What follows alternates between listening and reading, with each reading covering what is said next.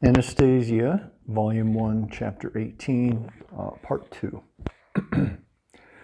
As an entrepreneur myself, I never really thought about what Anastasia was describing, never analyzed how many minutes of joy I actually experienced, and most certainly could not do this for anyone else. For some reason, it is simply not accepted in entrepreneurs' circles to whine or complain.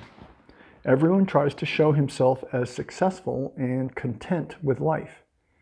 This is no doubt why most people hold the stereotype image of the entrepreneur as someone who has received more than his share of good things in life.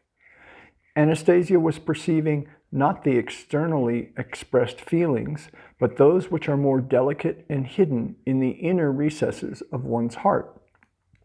She was measuring a person's state of well-being by the amount of light she could detect in them. As to the scenes and situations she was able to see, I felt I was picturing them more from listening to her. I mentioned this to Anastasia and she responded, quote, "I shall help you now. It is simple. Close your eyes, lie down on the grass, arms out to the sides, and relax. Picture in your mind the whole earth. Try to see its color and the pale bluish glow emanating from it. Then narrow the focus of your imagination's ray so that it does not take in the whole earth. Instead, make it narrower and narrower until you see concrete details. Look for people where the bluish light is stronger than in other places. Keep on narrowing your ray and you will eventually focus on one person or a small group. Now try again with my help." She took me by the hand, ran her fingers along mine, resting her fingertips in my palm. The fingers of her other hand, which was lying on the grass, were pointed upward. I went through in my mind all the steps she outlined and began to get a fuzzy image of three people sitting at a table engaged in a lively conversation. I couldn't understand what they were saying as I wasn't picking up any voices at all. Quote, "No," said Anastasia, "those are not entrepreneurs. Wait a moment and we shall find some." She searched and searched with her ray, peering into offices, large and small, private clubs, party celebrations, and bordellos. The bluish glow was either very weak or not there at all. Quote, "Look, it is nighttime here already, and this entrepreneur is sitting alone in a smoky office. Something is not right. But look at that one. How contented he looks in a swimming pool surrounded by pretty girls. He is tipsy, but there is no glow. He is simply trying to run away from something. His feeling of self-satisfaction is artificial." Quote, "This one is at home. There is his wife, and his little one is asking him something. The telephone is ringing. You see there, he has become serious again and pushed his family to the background." All sorts of situations became illuminated one after another, some of them outwardly good and some not so good, until we happened upon a most frightening scene. All at once appeared a room, probably in some apartment, quite nice looking, but on a round table lay a naked man, his hands and feet tied to table legs, his head hanging over, his mouth covered with brown, sticky tape.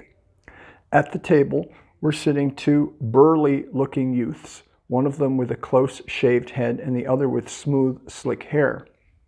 A little distance away, under a floor lamp, there was a young woman in an armchair. Her mouth was also taped over, and she was tied to the chair with her linen sash bound tight around her waist. She was wearing nothing but a torn undergarment. Next to her was sitting a thin, wiry man who was taking a drink of something, possibly cognac. On a small table in front of him lay a chocolate bar. The youths sitting at the round table weren't drinking. I could see them pouring some kind of liquid over the chest of the man lying on the table, vodka or pure alcohol, and I saw them set it on fire. A break-in, I surmised. Anastasia shifted her ray away from the scene, but I cried out, "Go back, do something." She went back to the scene and replied, quote, "I cannot. It has already happened. This cannot be stopped now. It should have been stopped earlier, but now it is too late." I watched spellbound, and suddenly got a clear glimpse of the woman's eyes, filled with sheer horror and not even pleading for mercy. "Do something," I cried to Anastasia. "If you have any heart at all, do at least something." Quote, "But it is not within my power. Everything has been, so to speak, programmed in advance, but not by me. I cannot interfere directly. They have the upper hand right now." "But where's that goodness of yours, your powers?" Anastasia didn't say a word. The horrifying scene began to blur a little. Then the older man who had been drinking the cognac suddenly disappeared. All at once, I felt a weakness throughout my whole body. I could also feel the arm Anastasia was touching start to grow numb. I could hear her bland and weakened voice say with evident difficulty in getting out the words, quote, "Take away your hand, Vladimir." She couldn't even finish saying my name. I stood up and drew my hand away.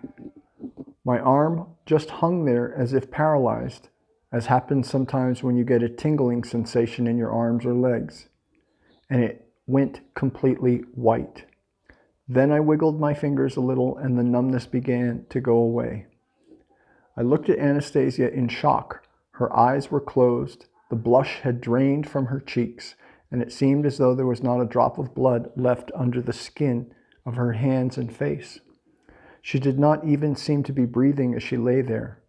The grass for about 3 meters all around her had also become white and bent over. I realized something terrible had happened and cried out, "Anastasia, what's happened to you, Anastasia?"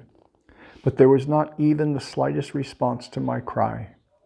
Then I grabbed her by the shoulders and shook her body, which was no longer supple, but had somehow gone limp. There was no response. Her completely white, bloodless lips remained silent. "Can you hear me, Anastasia?"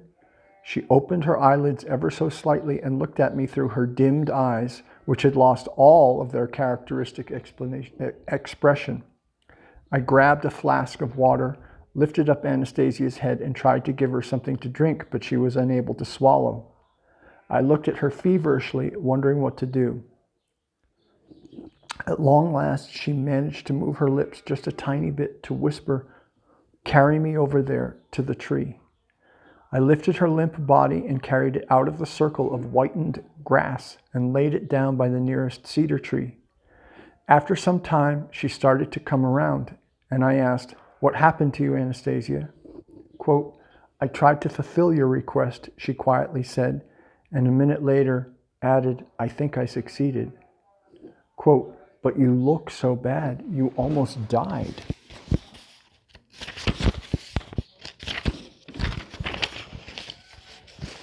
I have violated the natural laws. I interfered in something I should not have. That required all of my strength and energy. I am surprised that my strength and energy held out at all.